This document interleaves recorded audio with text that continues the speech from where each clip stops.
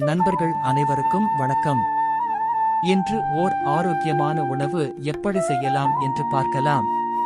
தட்டை பயறு மசாலா செய்வது எப்படி என்று தெரிந்து கொள்வோம்.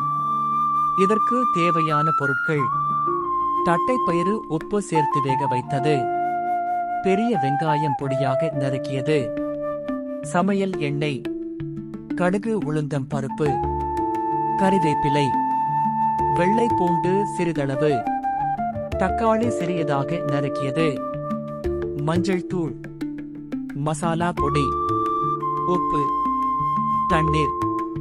செய்முறை: ஒரு பாத்திரத்தில் எண்ணெய் ஊற்றி கடுகு உளுந்தம் பருப்பு சேர்த்து பொரிய விடவும். கடுகு பொரிந்த பின்பு அதனுடன் வெங்காயம் பூண்டு சேர்த்து நன்கு வதக்கவும். பின்பு தக்காளி சேர்த்து நன்கு வதக்கவும். இப்பொழுது சிறிதளவு உப்பு சேர்த்து நன்கு வதக்கவும்.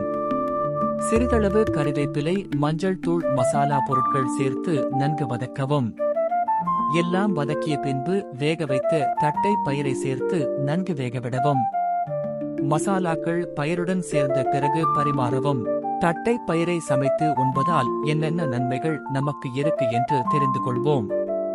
தட்டை பயிரில் புரதம், நார்சத்து, கால்சியம், போலேட் மற்றும் இரும்புச்சத்து போன்ற ஊட்டச்சத்துக்கள் நிறைந்துள்ளன. இது எலும்புகளை வலுப்படுத்தவும், இரத்த சர்க்கரை அளவை கட்டுப்படுத்தவும், செரிமானத்தை மேம்படுத்தவும் உதவுகிறது. புரதம் உடல் வளர்ச்சிக்கு, நார்ச்சத்து செரிமானத்திற்கு, கால்சியம் எலும்புகளுக்கு, இரும்புச்சத்து இரத்த சிவப்பணுக்கள் உருவாவதற்கு, போலேட் கரு வளர்ச்சிக்கு. இது வைட்டமின் இ உள்ளது. கண் பார்வை மற்றும் சரும பொலிவிற்கும் மிகவும் நல்லது. நன்றி நண்பர்களே.